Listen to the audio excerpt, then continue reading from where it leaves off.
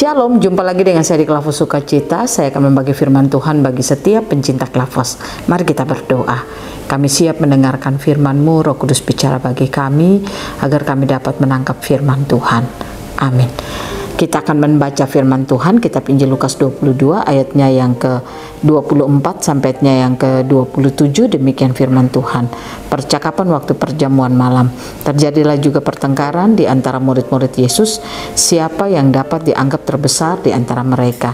Yesus berkata kepada mereka, raja-raja bangsa-bangsa memerintah rakyat, mereka dan orang-orang yang menjalankan kuasa atas mereka disebut pelindung-pelindung.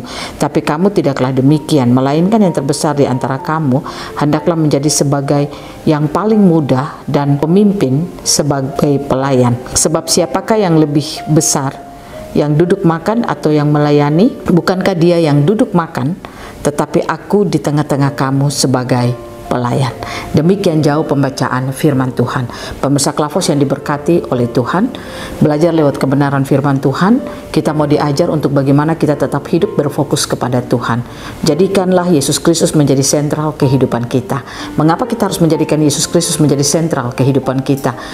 Karena ketika saudara dan saya bisa melihat Yesus itu sebagai sentral kehidupan kita, maka saya percaya apa yang menjadi kepentingan kita, apa yang menjadi kebutuhan kita, apa yang menjadi kesukaan kita, itu tidak akan pernah lagi kita banggakan dalam kehidupan kita atau menjadi persoalan di dalam hidup kita, karena kita tahu Yesus Kristus adalah sentral kehidupan kita.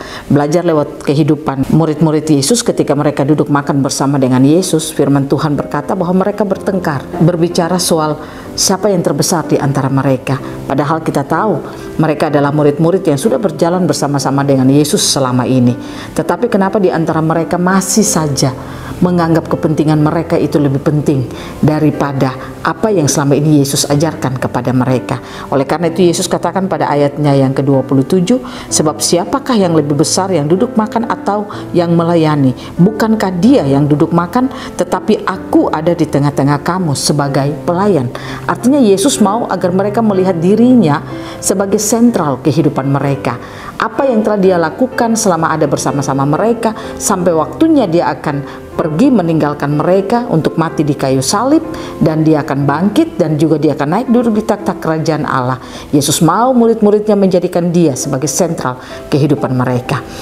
Nah, saudara dan saya selama ini kita menjadi orang Kristen, kita mendengarkan firman, kita bahkan seorang pengkhotbah. Saya ingin katakan kepada saudara, sudahkah Yesus Kristus menjadi sentral kehidupan kita?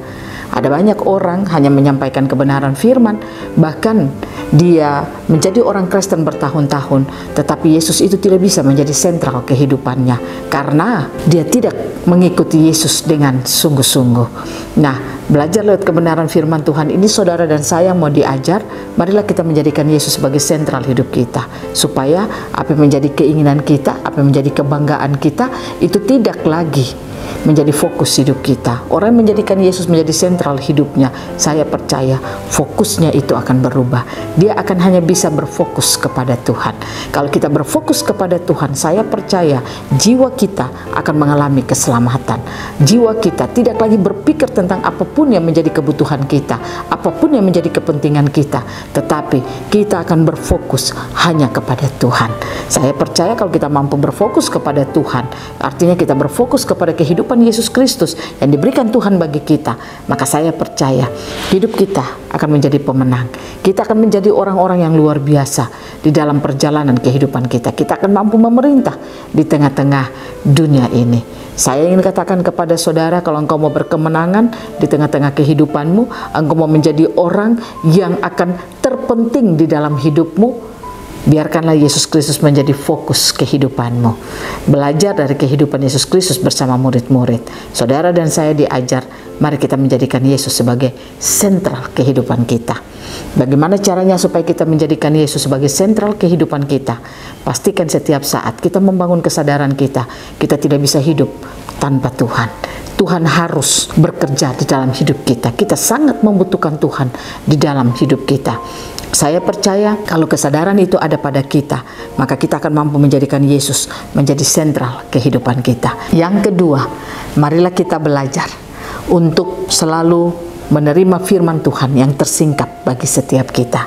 Saya percaya kalau firman Tuhan tersingkap bagi setiap kita, maka pasti kita akan bisa hidup menjadikan Yesus menjadi sentral kehidupan kita. Kenapa ada banyak orang Kristen punya Alkitab banyak di rumah, bahkan dia seorang pengkhotbah, bahkan dia rajin dalam pelayanan, tetapi dia tidak bisa menjadikan Yesus menjadi sentral hidupnya karena firman tidak tersingkap dalam hidupnya.